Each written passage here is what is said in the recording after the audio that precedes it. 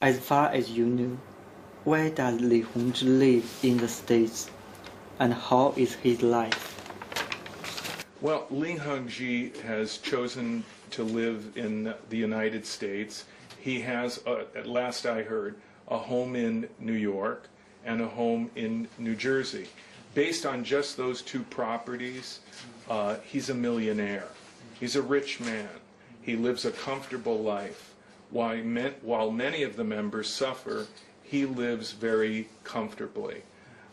He's taken care of, and he appears to be living a very comfortable life. Falun Gong uses websites, TV, and newspapers to conduct propaganda and agitation to cover the truth among the masses.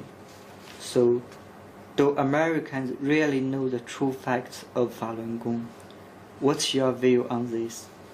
Well, I think in the United States there is a certain feeling, a concern about human rights in China. And I think Falun Gong has manipulated and used that to try to influence public opinion in the United States. But again and again, they have made claims that they have not been able to prove about atrocities that have occurred here in China. Also, in their relationship with the Chinese communities in the United States and Canada, they have frequently alienated those communities by doing things that were not in a community spirit, that were only focused on their own needs and their own desires rather than joining in the community. For example, if there's a parade event for Chinese New Year's, they will break rules in the event by handing out religious literature or talking about their political complaints about China rather than simply participating in an event neutrally, which is what everyone else does. And I think that the American media, to some extent, has come to regard claims made by Falun Gong with some skepticism because of their track record. And in response to this, Falun Gong has basically created their own media. They have the Epoch Times, they have their own television network, their websites, and in that sense they control their message and can put out whatever they want regardless of the American media. I think Americans are increasingly skeptical of Falun Gong because they've made many outrageous allegations that have not been able to be proven objectively. For example, they said that thousands of people were killed here in China and that their organs were harvested. That was never proven, and it was an outrageous claim.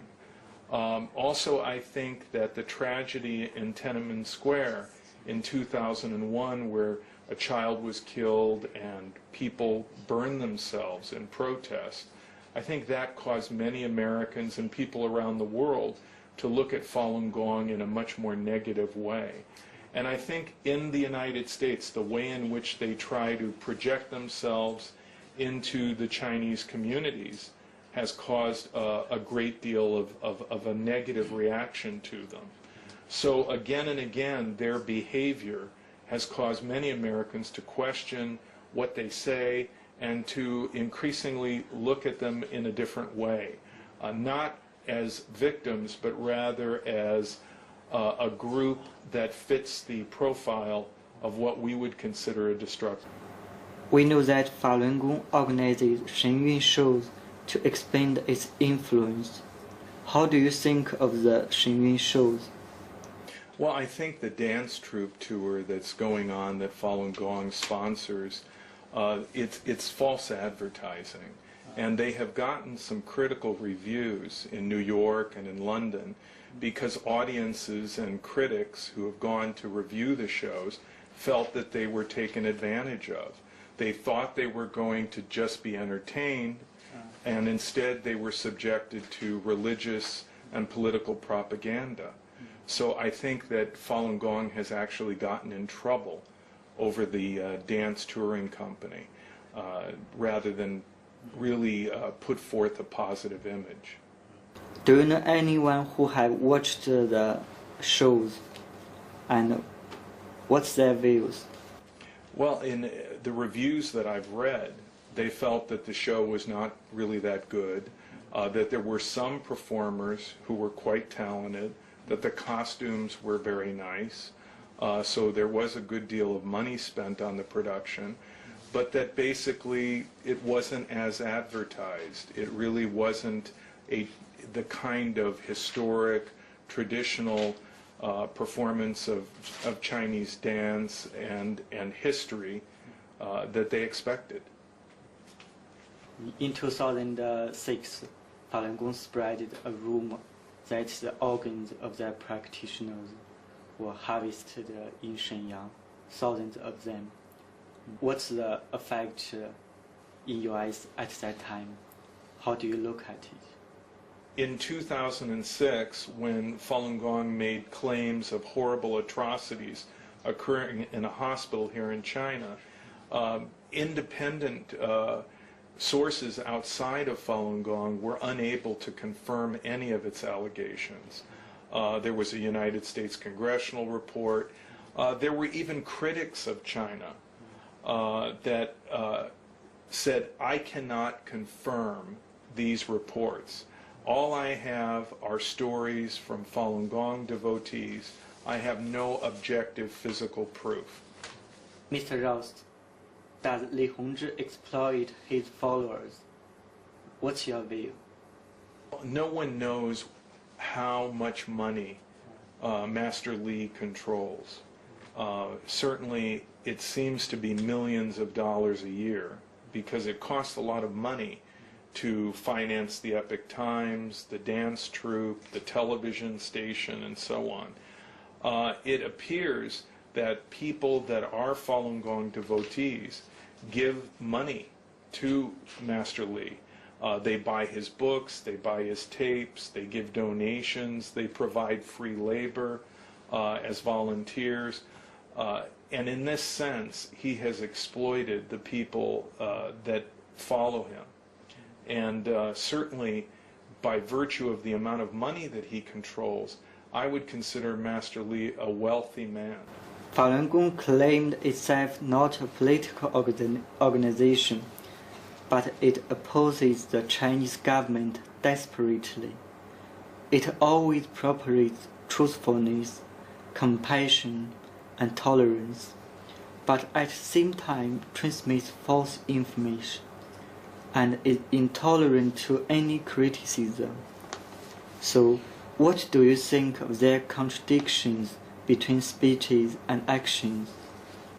Well, I think it's very interesting that on one hand, Falun Gong talks about human rights violations and the fact that they want freedom to express themselves in China. But yet in the United States and elsewhere in the world, when people criticize Falun Gong, they may hire a lawyer and sue and harass that critic. So on one hand, they expect consideration, but they are not willing to give that same equal consideration of freedom of speech and expression to those who might criticize them. We know that you have been sued for several times, maybe 4 or 5 times. And can you tell us 1 or 2 of them? Well, the Ross Institute has one of the largest archives of information about destructive cults on the internet. It is a huge archive, and groups simply do not want people to have access to that information. And so the Ross Institute and I myself have been sued about 5 times. Not recently, because in all of those litigations, the Ross Institute has been represented by attorneys pro bono, which means free as a public service by some of the most prestigious law firms in the United States, including the Berkman Center of Harvard University and Public Citizen, an advocacy group in Washington, D.C. And even though cults have appealed their defeats to higher courts, in 2 cases all the way to the United States Supreme Court, they have lost. And I think that this has been a victory for free speech and a demonstration that information will get to the public regardless of threats of legal action and this type of behavior. There are indications that Falun Gong is learning from other cults, such as Scientology's malicious prosecution and abuse of litigation process. Would you please tell us some of the litigation situation of Falun Gong in countries like United States and Canada? And what's your comment on this? In Canada, Falun Gong collected about 250 members, and they sued a newspaper in Quebec because that newspaper published critical articles about them. They didn't win any damages, but the idea behind that type of litigation is to intimidate people.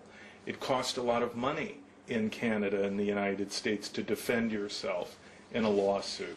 And so by taking legal action like that, Falun Gong hopes to intimidate the media, make people feel that I don't want to write a critical story about Falun Gong because I'll have to spend a lot of money in a lawsuit. In another situation, Falun Gong sued regarding its exclusion from the Rose Bowl parade. And there have been numerous incidents where Falun Gong either threatened or filed lawsuits within the Chinese communities in the United States because they felt they wanted a position in an event, and if they were expected to follow the rules of that event, or they were excluded because they had broken the rules in the past, they would litigate or threaten to litigate. Destructive culture is a global, tough issue, and how can the international society work together to handle these problems? I think it's very important for all countries to coordinate and work together in sharing information that they may have about particular groups in their country with other countries, because what we're dealing with is a global phenomenon. And just as countries are trading partners in the global economy, we are also trading partners regarding cults. There are cult groups, many cult groups, which are international.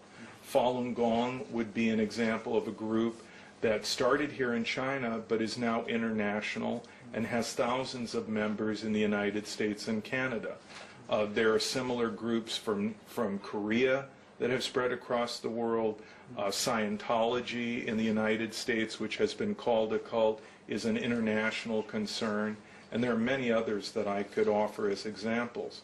So by sharing information, we help each other. What one country learns can be shared with another, and that's helpful to all of us. Mr. Ross, thank you very much.